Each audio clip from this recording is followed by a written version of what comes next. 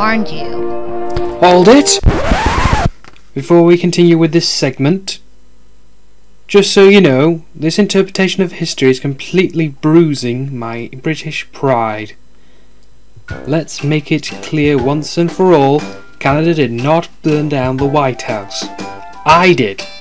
Then feel free to say it in your history. This is my story, so I get to tell it however I want. The hell you will. It's inaccurate and I refuse to take part in this nonsense. Disclaimer. This is ridiculous! You weren't even a country yet! In 1840, you were still British North America.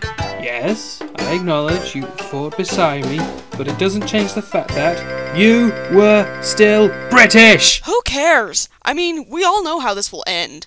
Less than 100 years from now, the both of you will have to shield your eyes when you stand before my supreme awesomeness!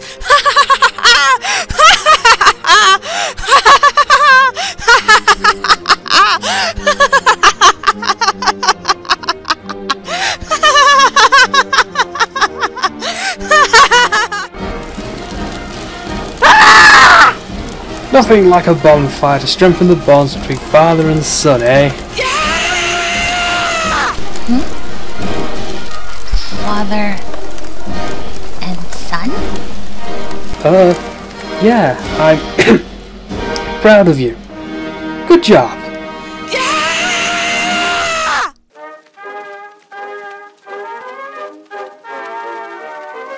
I'd like to be independent now. No. But I'm already self-sufficient. I don't care. No. You're too busy in Europe to pay attention to me anyway. That does not concern you, no. Fine. Then I need a raise in my allowance. A couple of fights between Upper and Lower Canada caused some property damage. Alfred is spouting his Manifest Destiny crap again, so it's a little tense down in the borders. So we need to strengthen the defense lines along St. Lawrence and... Alright, fine! You can make your own decisions within internal affairs and defend your borders. But don't come running to me at the first sign of trouble. It's a little threat. Yes, great!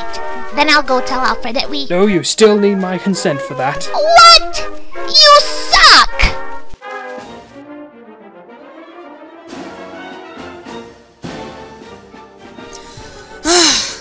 Haynes is clearly on Alaska's side of the border, but because I'm so nice, I'll let you use the port for a small fee. The hell you will! You are harassing Canadian citizens and preventing me from making land claims on what is obviously on BC's side of the border! Shut up! Both of you! It's Christmas. I'm sick and tired of listening to you bicker about the same bloody thing over and over. Alfred, you can have Haynes. Yes! Matthew, shut up! You suck!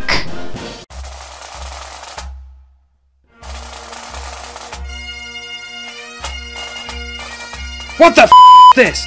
I hear that 4 of my carrier pigeons landed in one of your army's trenches.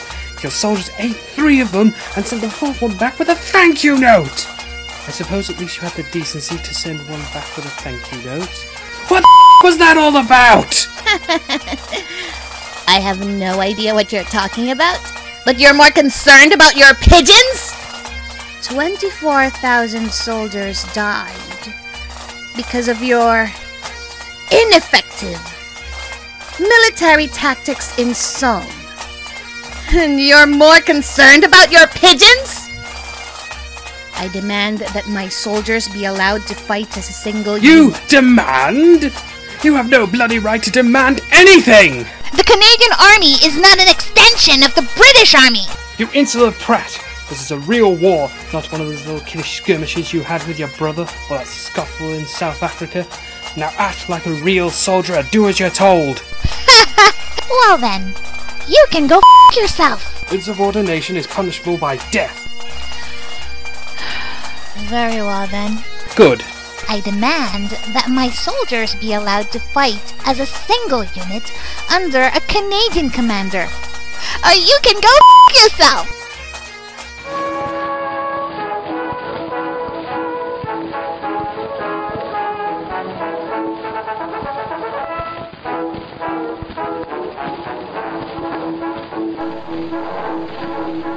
We didn't get a Canadian commander until 1917.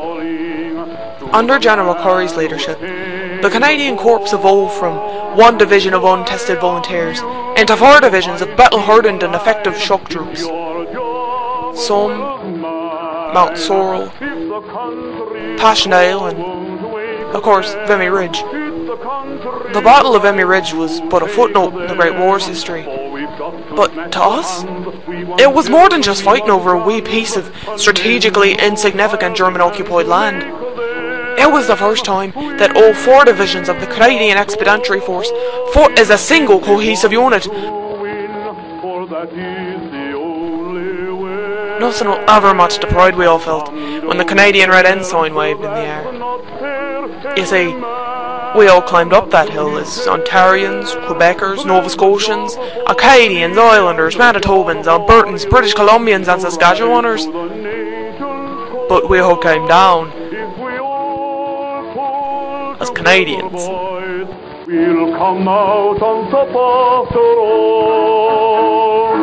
I demand the right to sign treaties without parental consent. You know, you're really starting to get annoying. I also want to join the League of Nations as my own nation. This little prat.